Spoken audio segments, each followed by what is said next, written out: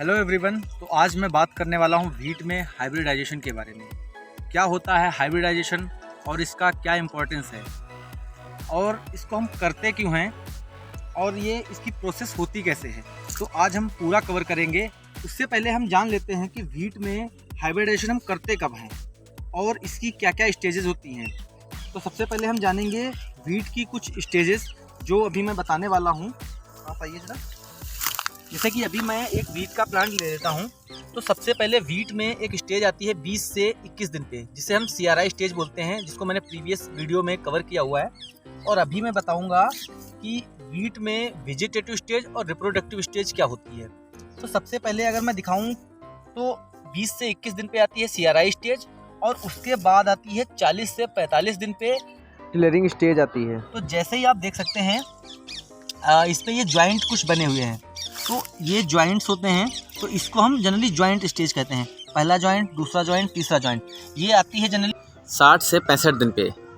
और उसके बाद अगर हम बात करें जॉइंटिंग स्टेज के बाद, तो आती है बूटिंग स्टेज, जो कि आती है 80 से 85 दिन पे आती है। तो बूटिंग स्टेज क्या होती है जरा मैं दिखाता हूँ आपको कि जैसे ही जॉइंटिंग स्टेज कंप्लीट होती है, उसके बाद जो यहाँ पे एक स्वेलिंग पोर्शन आ जाता है, ये हमारी ईयर है यानी बाली है, और इसके निकलने से पहले जो हमारा यहाँ पे ये हल्की सी जो फूला फूला दिखता है, ये बूटिंग स्टेज होती है।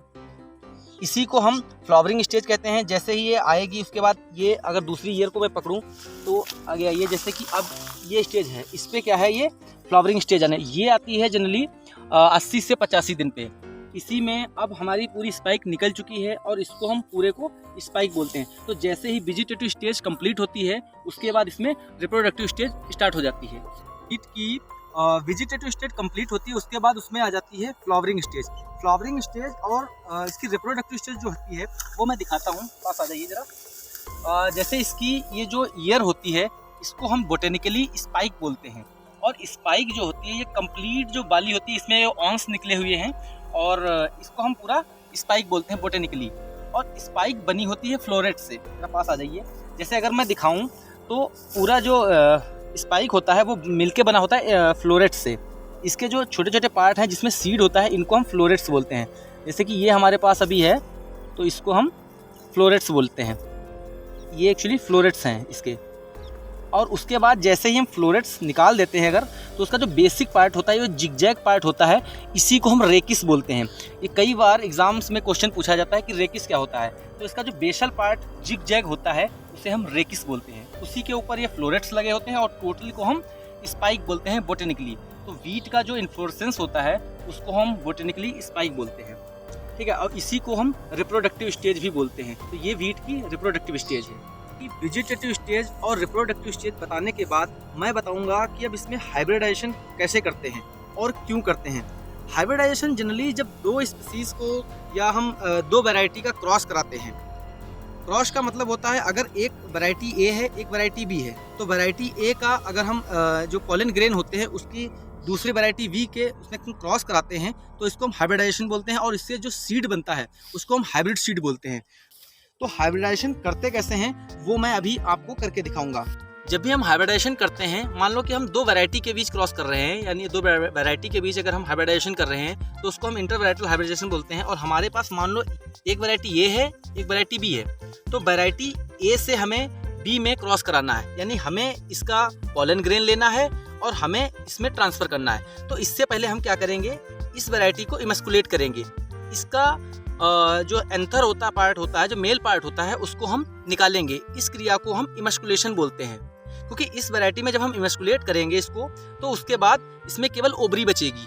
और जिस पार्ट से हमें जिस दूसरी वैरायटी से कराना होगा, तो जैसे मान लो हमें इससे कराना है, अब हम इसका पॉलन ग्रेन यानी कि हम इसका एंथर लेंगे और एंथर इसके अंदर हम ट्रांसमिट करेंगे। तो इस पूरी प्रक्रिया को हम हाइब्रिडेशन बोलते हैं। और इस पूरी प्रोसेस में जैसे कि हम करते हैं, तो पहले इमस्कुलेट करेंगे, इमस्कुलेशन। और इमस्कुलेशन जनरली जब हम करते हैं तो वो शाम का टाइम होता है, तब हम इमस्कुलेशन करते हैं। और जब पॉलिनेशन करते हैं वो हम उसके अगले दिन सुबह मॉर्निंग में करते हैं। तो इमस्कुलेशन और पॉलिनेशन दोनों ही इसके बहुत इंपॉर्टेंट प्रोसेस हैं जो दोनों करनी पड़ती हैं। तो जैसे मैं अगर पहले इमस्कुलेशन की बात करूं, तो हमारे पास जो ए वैरायटी है इसका हमें इमस्कुलेशन करना पड़ेगा।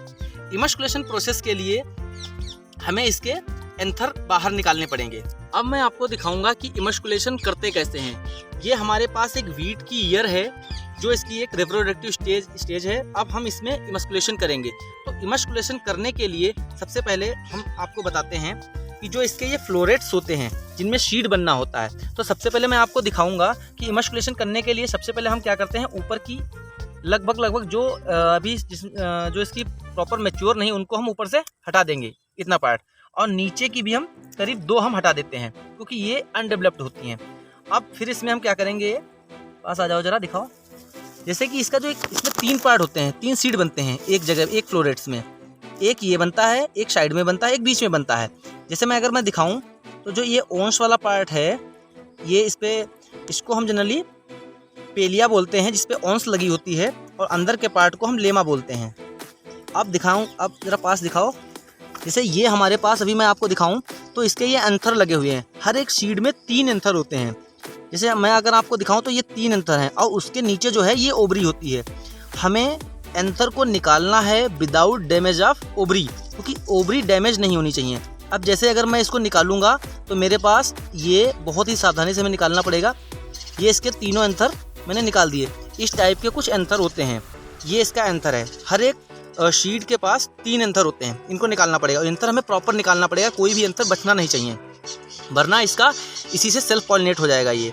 तो इसको हमें निकालना। अब मैं अगर ओवरी की बात करूं तो आप देख सकते हैं ये वीट की ओवरी होती है। ये देखो बिल्कुल जो वाइट कलर की होती है, और ये बिल्कुल भी इमस्कुलेशन के टाइम डैमेज नहीं होनी चाहिए। अगर ये डैमेज हो जाती है तो हम ये पॉलिनेट नहीं करेगा, और उसके बाद ये सीड नहीं बन सकता है। अगर थोड़ा बहुत भी डैमेज हो जाती है, हल्का फुल्का हो जाती है, तो ये रात भर में कवर हो जाती है, जिससे हम सुबह पॉलिनेशन करते हैं। तो सुबह पॉलिनेशन करने का एक कारण और होता है, जैसे कि अगर थोड़ा बहुत डैमेज हो जाती है ओवरी, तो हम रात देखते हैं कि सुबह तक थोड़ा सा ये कवर हो जाती है इसकी ओवरी। और सुबह क्योंकि सबसे अच्छा जो पॉलन ग्रेन होते हैं सबसे ज़्यादा एक्टिव होते हैं, इसलिए हम पॉलिनेशन सुबह के टाइम करते हैं। अब आइए मैं दिखाता हूँ आपको इमस्कुलेशन करते कैसे हैं। सबसे पहले तो हमें क्या करना होगा, इसका जो बीच का पार्ट होता है, बीच का जो शीड होता है, इसको हमें निकालना पड़ेगा। इसको हम सावधानी पूर्वक ऐसे पकड़ेंगे। दूसरे में अगर मैं दिखाऊं ऊपर वाले में, तो जो बीच का पार्ट होता है इसको हम सावधानी पूर्वक निकाल लेंगे, इसको बाहर कर देंगे ये, और बचेगा हमारे पास क्या, ये 2 साइड के बचेंगे। इसी तरीके से हम सारे में कर लेंगे। जो ऊपर के सभी हैं, सभी का बीच का पार्ट इस तरीके से रिमूव कर देंगे, और हमने सबका रिमूव कर दिया। और इसी तरीके से दूसरी साइड भी करेंगे। दूसरी साइड भी मैंने रिमूव कर लिए सारे।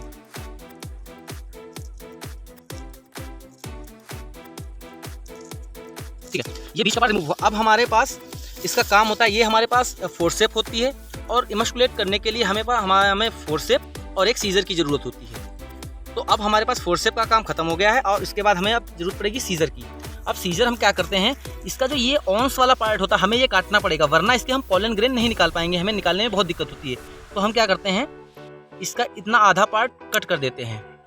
आधा पार्ट जब हम कट कर देते हैं, उसके बाद हम इसको पॉलिनेट बाद में कराएंगे। उसका सीड जब डेवलपमेंट होगा इसका, तो सीड डेवलपमेंट इसका हमेशा आधा होता है। हाइब्रिड सीड पहचानने की एक और विधि होती है, क्योंकि हाइब्रिड सीड जो फर्स्ट हाइब्रिड सीड होता है, जो फर्स्ट प्रोजेनी होती है, वो हमेशा आधी होती है। ये एक हाइब्रिड सीड पहचानने की टेक्निक होती है।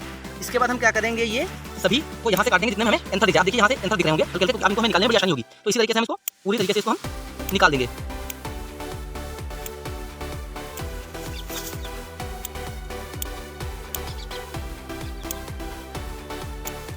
जरा इसको पंकज पास में जरा के दिखाओ। अभी आप देख सकते हैं कि सब में हमें 3-3 एंथर दिख रहे हैं। ये सभी छोटे छोटे जो आपको दिख रहे हैं, ये 3-3 एंथर हैं। अगर मैं इनको हम निकाल के दिखाऊं तो इनको हम ऐसे करके हल्के से, ये हमारे पास देखिए एक एंथर निकला है, ये उसी तरीके से हमें 2 और निकालने पड़े, और इनको इतनी सावधानी से निकालना है कि हमारी ओवरी जो है वीट के सीड की डैमेज नहीं होनी चाहिए। तो इसी तरीके से हमें सभी निकालने पड़ेंगे। ये हमने इसको पूरी तरीके से इमस्कुलेट कर दिया, एक शीट हो गया। अब इसी तरीके से पूरा 1 2 3 4 5 सारे के सारे इनको इमस्कुलेट करना पड़ेगा। दिखाओ ये पूरा, ये देखिए ये 3 इसके एंथर होते हैं। जो इसका मेल पार्ट होता है ये हमने रिमूव कर दिया, और ये हमें हमेशा पॉलिनेशन इसमें होने से पहले ही करना है। अगर इसमें पॉलिनेशन हो जाता है तो हम इस ईयर को चूज नहीं करेंगे। हमेशा पॉलिनेशन से पहले ही हमें इसको चूज, क्योंकि सेल्फ पॉलिनेशन अभी इसका ना हो उससे पहले ही करना है। क्योंकि अभी आप देखिए, अभी ये एंथर पूरे तरीके से मैच्योर नहीं है, अभी इसके अंदर पॉलन ग्रेन नहीं बने हैं। एंथर इसका जो मेल पार्ट होता है वो बड़ा पार्ट होता है, इसके अंदर ही हमें पॉलन ग्रेन छोटे छोटे पाए जाते हैं। तो हमें अभी ये पॉलिनेशन इसमें हुआ नहीं है, तो हमने सारे के सारे निकाल दिए हैं।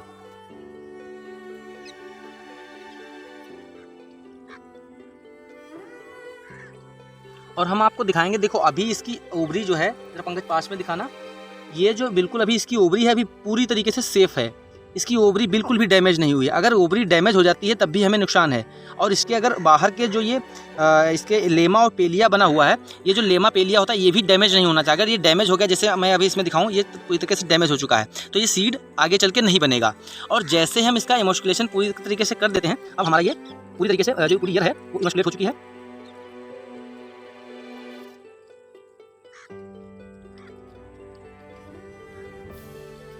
ये हमारी ईयर पूरी तरीके से इमस्कुलेट हो चुकी है। इसमें कोई भी एक सिंगल एंथर भी नहीं बचना चाहिए। अगर कोई सिंगल एंथर भी बच गया तो इसका सेल्फ पॉलिनेशन हो जाएगा।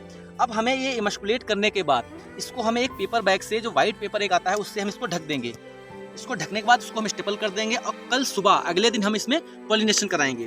तो ये हमारे पास पॉलिनेशन हमेशा दो मेथड से कराते हैं, एक डस्टिंग मेथड से कराते हैं और एक हम डायरेक्ट एंथर को हम रिप्लेसमेंट करके कराते हैं। अब हम क्या करेंगे, मानो हमारे पास अगली सुबह, इसको हम अभी क्या करेंगे, इसको ढक देंगे। अगर हम अगली सुबह आएंगे कल, अगली सुबह हमें क्या करना पड़ेगा, हमें ये जो वैरायटी ए थी, अब हमें एक वैरायटी बी जिसका हमें एंथर लेना है। इसके बाद हम क्या करेंगे, इस वैरायटी को हम लेके आएंगे पास में और उसके बाद इसका जो हमने कल पेपर लगाया हुआ था व्हाइट पेपर, उस पेपर को हटाएंगे सावधानीपूर्वक और इसके एंथर निकाल के हम इसमें ट्रांसफर करेंगे। तो वो मैं कैसे करेंगे वो मैं आपको अभी दिखाता हूँ। तो जो भी मेच्योर हो चुकी होगी ईयर, अब मान लो वैरायटी बी की ये दूसरी ईयर है, अब हम इसको डस्टिंग अगर करना होगा तो इसके एंथर जो हमेशा सुबह सुबह के टाइम एक्टिव होते हैं, बाहर आ जाते हैं। उसको हम क्या करेंगे, इसी के ऊपर ऐसे ऐसे करके डस्टिंग करा देंगे। जैसे इसके ऊपर पूरी तरीके, तो एंथर जो होंगे उसके और जो इसके अंदर पॉलन ग्रेन होते हैं वो पूरी तरीके से इसकी ओवरी पे चिपक जाएंगे और उसके बाद हम फिर उसको पूरी तरीके से कवर कर देंगे। और कवर करने के बाद हम उसमें छेद कर देंगे ताकि जिसको थोड़ा सा जो है हवा ऑक्सीजन मिलती रहे और लाइट तो मिलती रहेगी, क्योंकि वाइट पेपर होता है और पानी जो तो जड़ से मिल ही रहा है। हमें हमेशा इसके डेवलपमेंट के लिए तीन चीज़ें चाहिए होंगी, लाइट, हवा और पानी।